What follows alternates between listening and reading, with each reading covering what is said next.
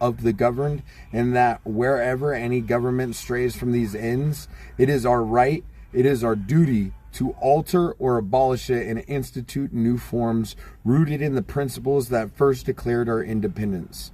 Whereas the Declaration of Independence, proclaimed on July 4th, 1776, stands as the original covenant of our sovereignty, asserting our unalienable rights and the authority to govern ourselves. Whereas the Constitution of the United States, ordained and established by the people, serves as the living instrument of that sovereignty. Whereas these two charters, born of the same spirit, have been sundered in practice, with the Declaration's foundational truths regulated to mere inspiration rather than governance, whereas we, the people, find it necessary to restore their unity, ensuring that the government reflects our consent and secures our rights without undue encroachment. And whereas those who hold office within the government, by their position, bear a conflict of interest with the sovereign will of the people, and thus may not partake in this act of reaffirmation. We solemnly declare that the Declaration of Independence is hereby affirmed as the foundational framework of our governance, equal in authority with the Constitution of the United States. Laws, amendments, and actions of the government shall conform to the unalienable rights and principles therein, life, liberty, and the pursuit of happiness, subject to no abridgment, save by the express and unified consent of the people, free from the influence of those in governance. The right of the people to alter or abolish government, as set forth in the Declaration, shall be recognized as a living power, exercisable through such means as we shall deem fit, whether by amendment, convention, or unified voice.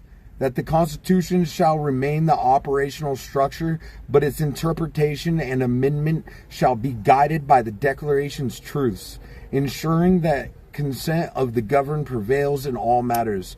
That this Declaration shall be open to the consent or denial of the people, excluding all current federal, state, or local government officials, officers, or employees whose participation would undermine the purity of this sovereign act, and that such consent or denial shall be recorded within a period of 30 days from this date, February 25th, 2025, concluding on March 27th, 2025, after which the will of the people shall be deemed manifest. Guidelines for consent or denial to ensure the sovereign voice of the people is clear and untainted. We establish these strict rules for agreement or disagreement. Eligible participants, only private citizens of the United States of America may participate. All others, including non-citizens and current federal, state, or local government officials, officers, or employees, will be ignored. Government officials, whether elected or hired, do not count as we the people for the duration of their service and governance. Method of response: each citizen shall reply to this ex post with one of two phrases: I, full name, consent to this declaration as one of the people. I, full name, deny this declaration as one of the people. Verification responses must include the citizen's full legal name to be counted. Anonymous or incomplete replies will be void. And then I have addendum. Governance may verify authenticity of citizen. It would be destructive in nature to assume by full name alone that they are citizens of the United States of America. Have it be seen this account is United States of America government ID verified, shown by X.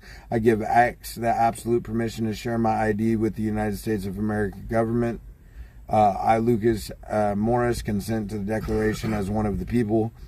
I beg all citizens to voice now. I am not acting. This is schizo rant, whatever. Fuck you guys. I beg all citizens to voice opinion now. I am not acting with intent to not have voices be heard. I am one of the people. We the people are many. I am one. One alone through passive consent is enough, but many is better. This document intent is to give people the absolute power they were intended to have. The intent is to legally harm harmlessly obtain our rights back as it is the will of the people. This does not say guns everywhere. This does not make any laws. This alone gives the people power. Another addendum. Any person of we the people who chooses not to make a clear decision by the posted deadline will be taken as passive consent and will be taken as in favor of the declaration. And then it's my signature, and that was still on the 25th, so it didn't extend the date. That